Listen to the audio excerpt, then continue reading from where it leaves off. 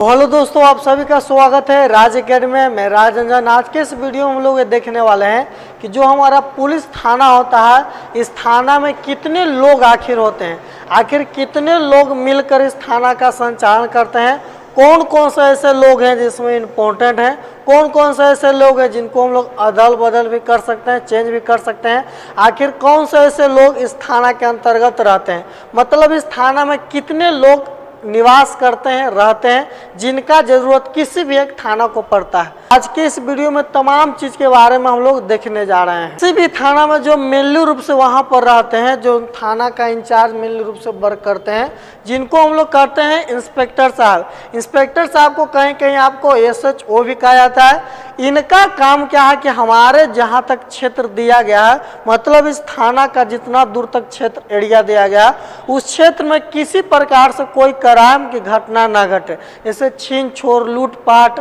Rape, ये सब की घटना न घटित हो। ये पूरी की पूरी जिम्मेदारी किनका होता है? इंस्पेक्टर साहब का होता है। एक क्राइम मेनली रूप से क्राइम के लिए ही वर्क करते हैं, मतलब किसी भी प्रकार का हमारे क्षेत्र में क्राइम न हो, चाहे वो गाड़ी चोरी का हो या अन्य किसी चोरी का हो या किसी भी प्रकार के आपराधिक मामले हो। तो तमाम चीज़ का नियंत्रण कौन करते हैं? यही इंस्पेक्टर साहब करते हैं। और इन्हें हम लोग क्या करते हैं? क्राइम इंस्पेक्टर के भी नाम से जानते हैं। ये मेनली रूप से शहर में आते हैं क्राइम को रोकने के लिए। इनका काम है कि किसी प्रकार का शहर में क्राइम न हो, जैसे कोई पर्व आया, पर्व में किसी प्रकार दंगा न हो, रामनवमी है, दशहरा है, दिवाली है, ये तमाम किसी भी पर्व में, ईद मुहर्रम प्रकार का दंगा न हो, ये पूरा जिम्मेवारी इन पर होता है। और इनका जहाँ तक क्षेत्र होता है उतना ही क्षेत्र का संचालन करते हैं और बहुत अच्छी तरह से हमारा पुलिस आज के डेट में भी वर्क कर रही है। अगला नंबर जो हमारे आते हैं, इनको हम लोग सब इंस्पेक्टर के नाम से जानते हैं। इसी को हम लोग क्या कहते हैं? SI कहते हैं। ये जो होते हैं उस थाना में क्राइम के देखते हैं, मतलब यदि कहीं पर इंस्पेक्टर साहब हैं तो छोटा मोटा यदि कोई क्राइम हुआ तो वहाँ पर इनको भेज देते हैं सब इंस्पेक्टर साहब को। जैसे कहीं पर कोई गोतनी में लड़ाई हो गया और माथा फूट गया, तो जरूरी नहीं कि वहाँ पर इंस्पेक्टर साहब ही आए, वहाँ पर ये भी आ सकते हैं। कहीं पर आपका किसी और प्रकार की घटना घट गया या कहीं पर दंगा होने की संभावना है, यदि इंस्पेक्टर साहब बिजी है थाना का किसी मामला में या उनका कुछ मामला है तो थाना में अपना वो देख रहे हैं, तो इनको भेज देते हैं कि जाकर आप देखिए उधर क्या हो रहा है। तो इस प्रकार से दोनों मिलकर क्राइम को ही कंट्रोल करने के लिए थाना में रहते हैं। नंबर है कांस्टेबल। कांस्टेबल साहब के आप देखिएगा तो इनके हाथ पर यहाँ पर 3 प्रकार का इस प्रकार से तीर बना रहेगा, 3 गो इसमें रहेगा। ये व्हाइट कलर का जनरल रूप से रहता है। तो ये जो होते हैं प्रमोशन कर बनते हैं, मतलब कांस्टेबल, और कुछ दिन अपना वर्क किए, उनको अच्छा लगा, सही से वो काम कर रहे हैं जो उनको दिया जा रहा है, तो धीरे धीरे कर कई एग्जाम या किसी तरह से वो अपना प्रमोशन करके क्या बन जाते हैं? हेड कांस्टेबल बन जाते हैं, जिनके आप उस देखिएगा 3 गो ऐसे आपको लकीर घिंचा मिलेगा।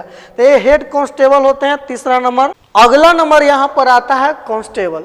देखिए कहीं पर यदि कोई गांव से फोन आता है कि सर देखिए हमारे भाई में लड़ाई हो गया है, एगो भाई मार के हमारा माथा फाड़ दिया है, तो जरूरी नहीं है कि वहाँ पर इंस्पेक्टर साहब या सब इंस्पेक्टर साहब जाए कि जाकर भाई तुम लोग देखो क्या इसका मामला है। तो कभी कभी ऐसा भी होता है कोई भाई में लड़ाई हो गया, कोई गोतनी में लड़ाई हो गया, या गांव में किसी प्रकार का कुछ पड़ोसी से लड़ाई हो गया, तो ये सब के मामला में जनरल रूप से वो नहीं चाहते हैं कि हम लोग जाए, क्योंकि ये छोटा मामला है। ये सब देख सकते हैं, क्योंकि पुलिस का नाम ही काफ़ी है लोगों को डराने के लिए, ज़्यादा उनको आने की आवश्यकता भी नहीं है। तो ये सब लोग कांस्टेबल लोग भी आते हैं, आदमी डर गया, बाप रे बाप पुलिस आ गए लोग।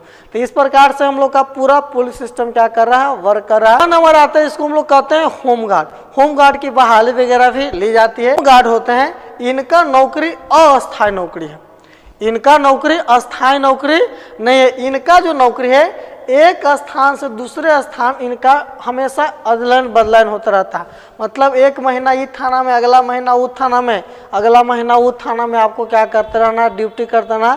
मतलब यदि कोई बुजुर्ग हो गए हैं काफ़ी तो उनको रखा है ताकि कहाँ जाएंगे बुढ़ारे, लेकिन कोई यंग आदमी है तो उनको देखता है कि किस प्रकार का मामला चल रहा है, माहौल, यदि अपराधी मामला बढ़ रहा है तो होम गार्ड को भी उधर क्या किया जाता है? लगा दिया जाता है, ताकि हमारा पुलिस सिस्टम अच्छी तरह से काम कर सके। नंबर जो आते हैं जिसको हम लोग कहते हैं चौकीदार।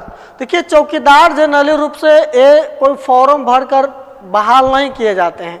इसीलिए ये भी क्या है, अस्थायी नौकरी है, लेकिन इनका नियुक्ति जो है डीएम साहब खुद कर रहे हैं।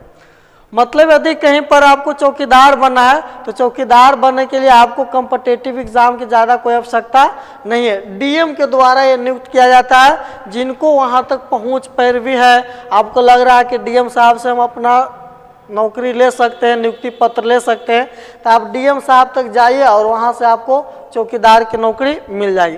चौकीदार का नौकरी होता क्या, क्योंकि गांव तक पुलिस आसानी पूर्वक पहुँच नहीं सकते, तो गांव के अंदर क्या मामला हो रहा है, गांव में कौन लोग जो अपराधी प्रवृत्ति के हैं, थाना में बैठ के तो कोई जान नहीं सकता। इसीलिए डीएम साहब कहते हैं कि हम एगो ऐसा खुफिया आदमी के बहाल करेंगे जिसको पता नहीं चला कि कौन बहाल हुआ, अंदर अंदर ही डीएम साहब बहाल करके भेज देंगे कि जो तो फलना गांव ना हो, फलना थाना के अंतर्गत तुम काम करो। अब गांव में कोई अपराधी प्रवृत्ति के व्यक्ति है तो उसका काम है कि इन्फॉर्मेशन को थाना तक पहुंचाना कि देखिए सर हमारे गांव में एगो ऐसा आदमी है।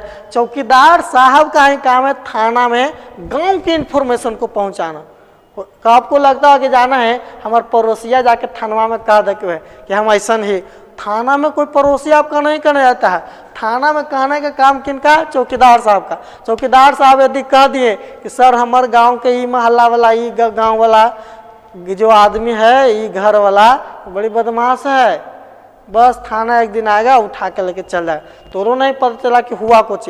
यदि तू 4 दिन पहले पड़ोसी से लड़ गया होगा, सोचता कि वही कह दिया, वो नहीं कह। इनका काम है कि गांव के इन्फॉर्मेशन, थाना तो दूर है, अब गांव में क्या घटना घटित हो रहा है थाना तो जान नहीं सकता।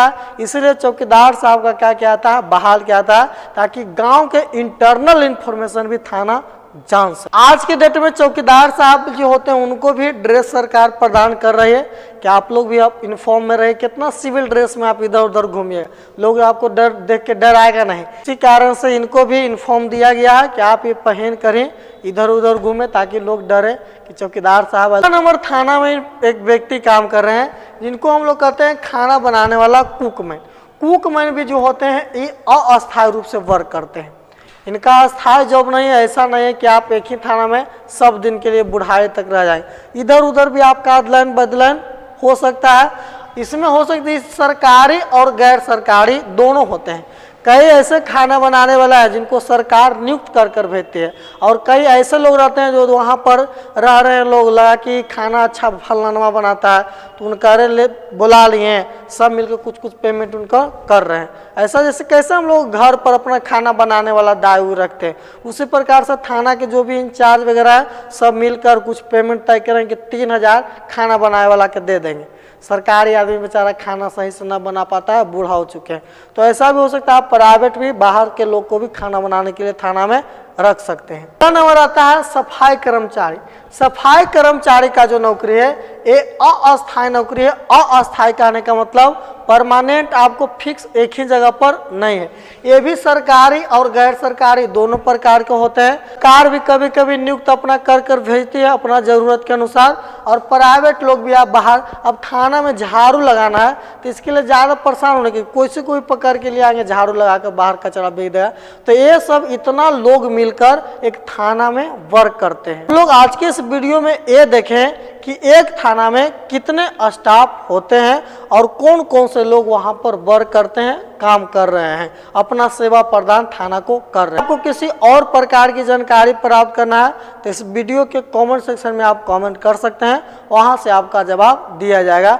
आज की इस वीडियो को हम लोग यहीं तक रहने देते हैं, मिलते हैं हम लोग किसी नेक्स्ट वीडियो में। तब तक के लिए बहुत बहुत धन्यवाद। जय हिंद।